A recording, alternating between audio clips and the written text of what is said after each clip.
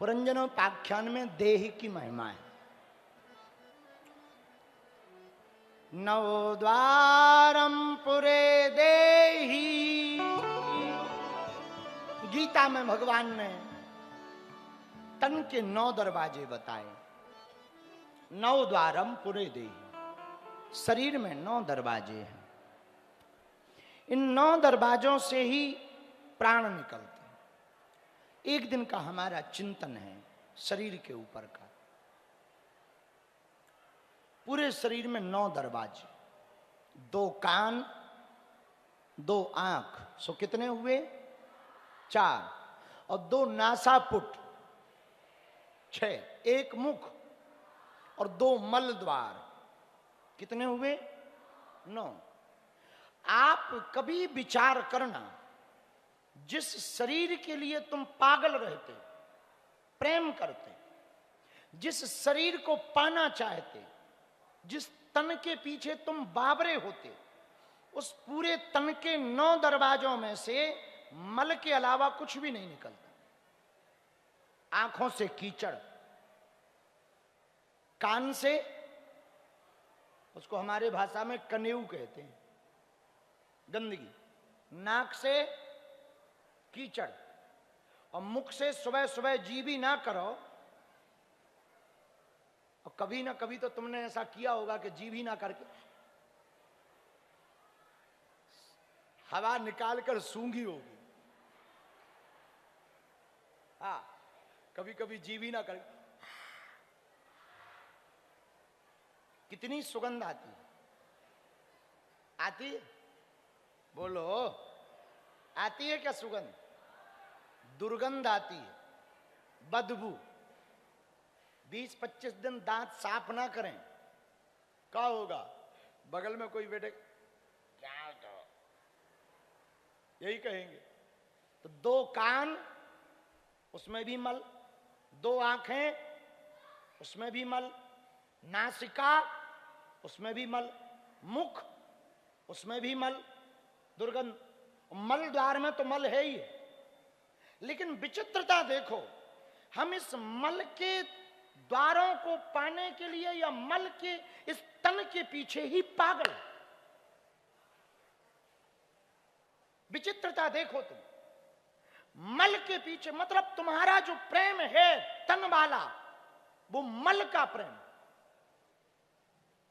और हम एक बात मेरे पागलों कहना चाहें, जगत के लोगों से प्रेम क्यों नहीं करना चाहिए? हम इसलिए नहीं कहते कि प्रेम बेकार है, नहीं। जगत के लोगों से तुम्हारा स्त्री से या स्त्री का किसी पुरुष से प्रेम होगा तो मल से ही प्रेम होगा, पर परमात्मा से प्रेम होगा वो निर्मल प्रेम होगा। निर्मल प्रेम। एक सुबह हमने इस पे बहुत चिंतन किया। किसी सुबह, अब ये घटना हमारे साथ क्यों घटी हमें पता नहीं, पर विचित्र घटना हुई। ठीक 2 साल पहले एक जगह जाना था हमें, तो सुबह सुबह 5 बजे हम नहा करके बैठे थे, लेकिन धोखे से उस दिन हम ब्रश करना भूल गए। जल्दी थी, फ्लाइट पकड़नी थी यहां से ग्वालियर से, और ग्वालियर यहां से दूर था, तो सुबह सुबह नहाना जल्दी था, तो सीधे उठे और नहाए, क्योंकि 3 बजे सोए थे, 5 बजे नहाए। तो ब्रश करना हम भूल गए, इसमें लगे रहे कि अभी सोए ही क्या ज्यादा।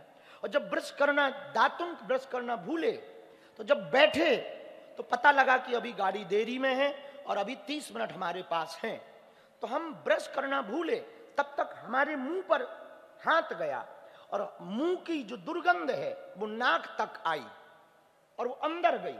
और फिर ये चिंतन हमारे मन में आया कि 9 द्वार हैं शरीर में, और 9 द्वारों में से मल निकलता, लेकिन हम कितने पागल हैं, इस मल के तन को पाने के लिए बर्बाद कर देते जिंदगी को, निर्मल तन को पाने के लिए ना समय निकाला।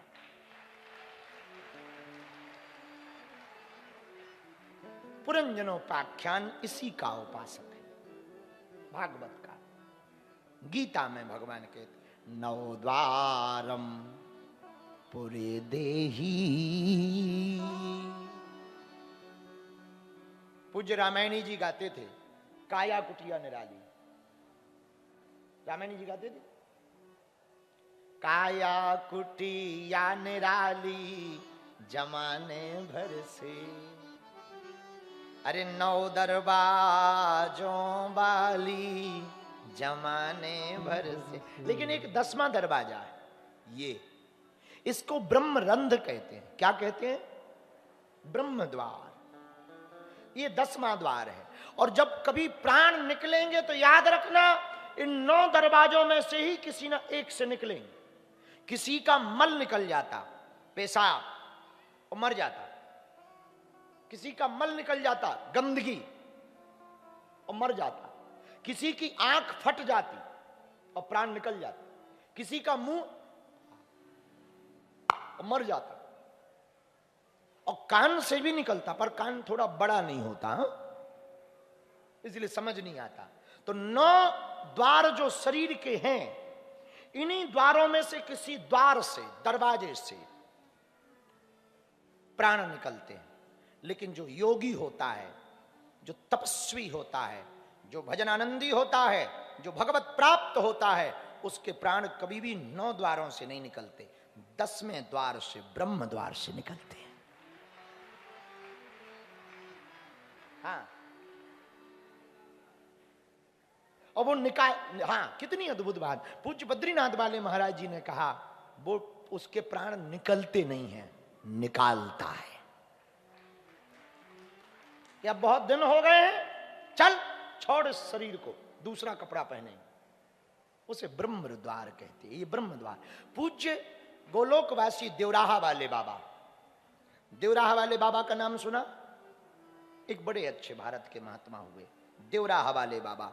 उनके जब प्राण निकले तो सिर फटा, ब्रह्म द्वार से प्राण निकले, ब्रह्म द्वार से। इसे ब्रह्म द्वार का। अच्छा, इसका मतलब ये नहीं है कि तुम कल ही सरिया में निशाना मारो। हाँ, ये अर्थ मत समझ लेना कि हम भगवान को पा जाएंगे तो सरिया का निशाना यहां लगवाएं और करो, तो फिर तो पक्का है भूत ही बनोगे। हाँ, तो पूज्य रामायणी जी कहते, काया कुटिया निराली जमाने भर से, 10 दरवाजों वाली जमाने भर से। इस काया कुटी में 5 लुटेरे हैं। कितने लुटेरे हैं? 5। 5 लूटने वाले इसके अंदर रहते हैं।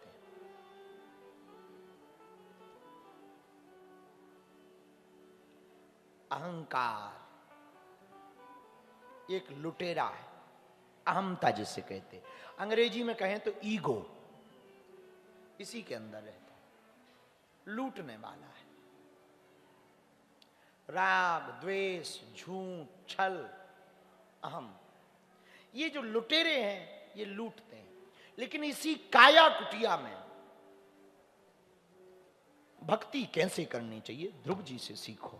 कई बार हम लोग ना बड़ी बड़ी कथाएं सुनकर, कोई बड़े महापुरुष की बात सुन के ना मन में लगने लगता बस अब आज से तो हम 20 माला करेंगे, और 2-4 दिन तो खूब गोमुखी रहती, माला रहती, और 5वें 6वें दिन गोमुखी तकिया के नीचे, मोबाइल हाथ में। हाँ हाँ, इसको हमारी भाषा में कहते हैं नई नई भक्ति, 9 दिन घिसी पिटी 10 दिन।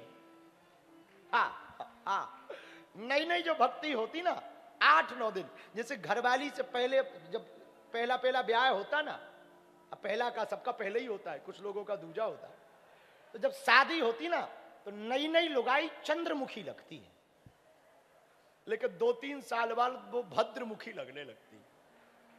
लेकिन जहां 7-8 साल गुजरे और पंजा पप्पू हो गए तो वो ज्वालामुखी नजर आती है। हाँ हाँ, तो भक्ति में खैर ये बात अलग है, पर बहुत ऐसे लोग हैं जिनका भजन नित्य बढ़ता है, ऐसे भी भगत हैं। पर ऐसे भी भगत हैं कि जो लोगों को देखकर, गुरु जी की कथा वथा सुनकर थोड़ा टीका वीका लगाएंगे, 4-5 दिन माला लेंगे, ओम बागेश्वराय नमः, ओम बागेश्वराय नमः, ओम बागेश्वराय नमः। फिर धीरे धीरे धीरे धीरे आज बुखार का बहाना, आज सिर दर्द का बहाना, कल नींद का बहाना, परसों साफ खत्म, पूरी भक्ति खत्म। पर नारद जी की आज्ञा मानकर ध्रुव जी ने जो भक्ति की वो सीखो। कई बार एक बात और होती, कई बार ना लोग कथा सुन के कठोर व्रत ले लेते, वो होता नहीं। फिलो फिलो में प्रण ले लेते, हम ऐसा करेंगे, पर वो होता नहीं। कुछ लोग कह देते इस नवरात्रि में हम केवल निराहार रहेंगे, लौंग खा के रहेंगे, तो 3-4 दिन तो रहते हैं वो लौंग खाकर, 5वें दिन अस्पताल में ग्लूकोज का बोतल चढ़वा। पर नारद जी की आज्ञा मानकर ध्रुव जी ने जो भक्ति की वो सुनो। हमारे एक संत गाते थे, धीरे धीरे मोड़ तू इस मन को, इस मन को तू, इस मन को, धीरे धीरे मोड़ तू इस मन को, इस मन को तू, इस मन को। ये मन मोड़ा कुछ डर नहीं, ये मन मोड़ा कुछ डर नहीं, फिर दूर प्रभु का घर नहीं। धीरे धीरे मोड़ तू इस मन को, इस मन को तू, इस मन को। मन के बारे में कहा, मन कपटी मन पापी मन तेरा चोर, कहते आए ऋषि मुनि सब लोग। मन कपटी मन पापी मन तेरा चोर, कहते आए ऋषि मुनि सब लोग। नादान है बेईमान है, नादान है बेईमान है, वो गफलत ऐसी कर नहीं, पर दूर प्रभु का घर नहीं। धीरे धीरे मोड़ तू इस मन को, इस मन को तू, इस मन को, धीरे धीरे मोड़ तू इस मन को, इस मन को तू, इस मन को। नारद जी की आज्ञा पाकर ध्रुव जी ने जो भक्ति की वो सुनो। पहले महीने में जो ध्रुव जी ने किया, त्रात्रांते तिरात्रांते कपित्थ बदरासनः, एक महीने में 3 दिन, 3 दिन में एक बार फलाहार करते और पूरा महीना ऐसे निकाले। एक दिन खाएंगे 3 दिन नहीं खाएंगे, 3 दिन में एक दिन खाएंगे 3 दिन नहीं खाएंगे, पूरा महीना हो गया। अब लगा दूसरा महीना, दूसरे महीने में थोड़ा कठोर किया व्रत। क्या किया? द्वितीयम चा तथा मासम षष्ठे षष्ठे अर्भको दिने।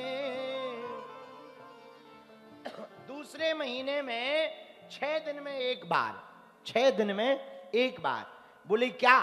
बोले पत्ते जो सूख कर जमीन में गिर जाते ना वो खाते, अब फल नहीं खा रहे, पत्ते सूखे, पर 6 दिन में एक बार। अब लगा तीसरा महीना, नियम और कठोर कर दिया, अब पत्ते भी नहीं खाएंगे।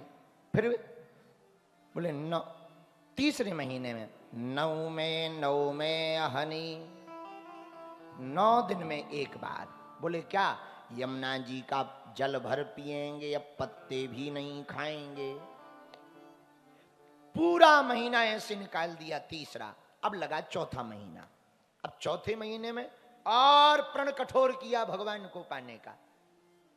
चतुर्मपि वैमासम द्वादशे द्वादशे अहनी। चौथे महीने में जल भी त्याग दिया। बोले क्या?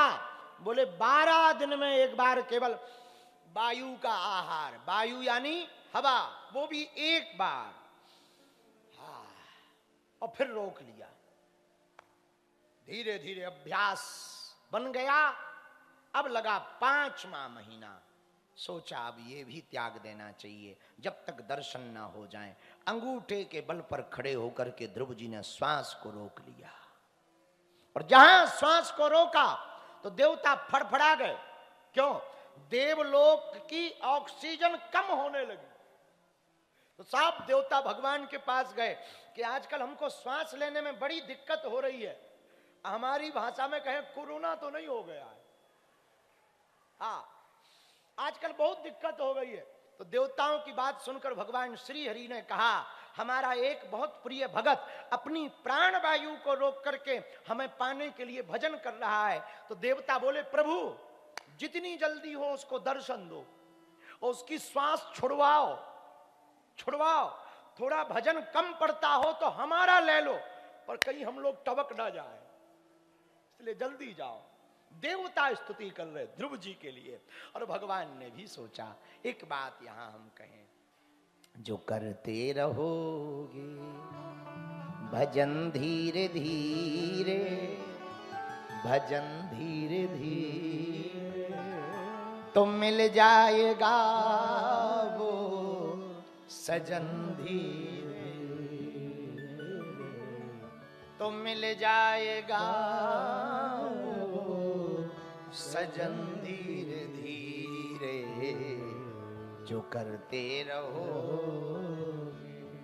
भजन धीरे धीरे। धीरे धीरे भगवान का भजन करोगे तो परमात्मा एक ना एक दिन, और यही हुआ, ध्रुव जी के पास भगवान आए, गरुड़ पर आरूढ़ होकर भगवान आए, ध्रुव जी के सामने खड़े हो गए, लेकिन ध्रुव जी नेत्र बंद किए हैं, देख नहीं रहे। क्या कारण? ध्रुव जी देख तो रहे हैं, अंदर में ही देख रहे हैं, अंदर भी तो एक ठाकुर हैं, उनको देख रहे, उस रूप रस सुधा में आनंदित हैं। भगवान ने सोचा कि ये अंदर ही यदि देखता रहेगा तो ये कभी नेत्र नहीं खोलेगा, तो भगवान ने कृपा करके भीतर के स्वरूप को खींच लिया, तो ध्रुव जी बेचैन हो गए, और जैसे ही नेत्र खोले तो जो अंदर थे वही बाहर प्रकट हो गए।